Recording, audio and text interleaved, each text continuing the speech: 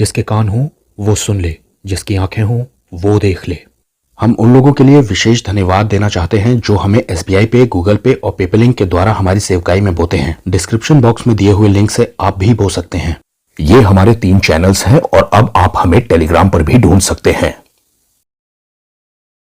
उत्पत्ति 32:27। और उसने याकूब से पूछा, तेरा नाम क्या है? उसने कहा, याकूब। आगे लिखा है, उसने कहा, तेरा नाम अब से याकूब नहीं बल्कि इज़राइल होगा, क्योंकि तू परमेश्वर से और मनुष्यों से भी युद्ध करके प्रबल हो गया है, यानी जीत गया है। अब इज़राइल क्यों पड़ गया है नाम, ये तो बताया गया है क्योंकि तू परमेश्वर और मनुष्य दोनों से युद्ध करके जीता है। यहाँ पर तो सिर्फ वजह बताई गई है कि क्यों तेरा नाम इज़राइल रखा जा रहा है, लेकिन इज़राइल का असली मतलब भजन संहिता की किताब में दिया हुआ है। अब ये यहोवा का दूत कौन है जिससे याकूब लड़ रहा था, ये रहस्य सीरीज के भाग 12 में मैंने बताया है। पिन कमेंट में इसका लिंक है, उसे भी देख लीजिएगा। याकूब के नाम का मतलब है अड़ंगा मारने वाला या फंसा देने वाला या फिर चाले चलने वाला धोखेबाज आदमी, लेकिन परमेश्वर इसका नाम यहाँ बदल देते हैं और भजन 73:1 में लिखा है, सचमुच इज़राइल के लिए अर्थात शुद्ध मन वालों के लिए परमेश्वर भला है। यहाँ पर ध्यान दीजिए, परमेश्वर की नजर से इज़राइल का मतलब है शुद्ध मन वाले लोग, जिनका की क्लीन हार्ट हो। अब ऐसे लोगों की बात कहें तो बॉर्न अगेन लोगों को, यानी नया जन्म पाए हुए लोगों को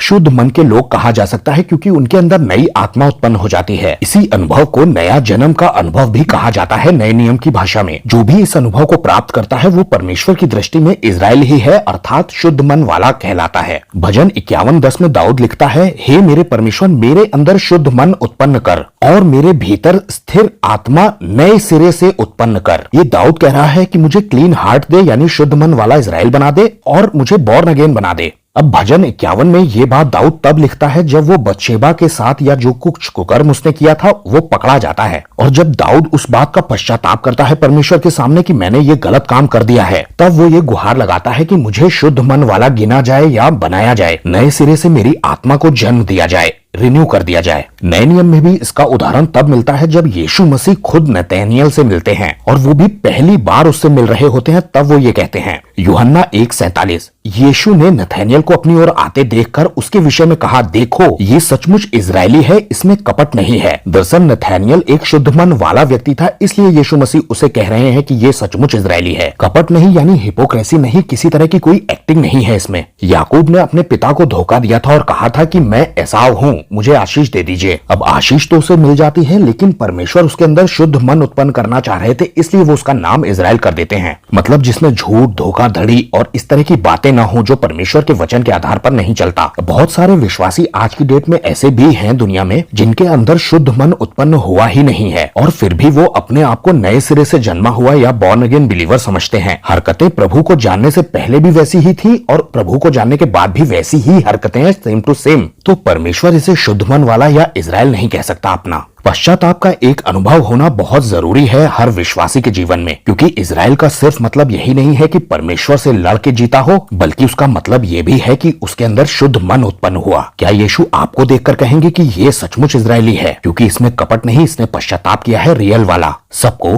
जय मसीह की।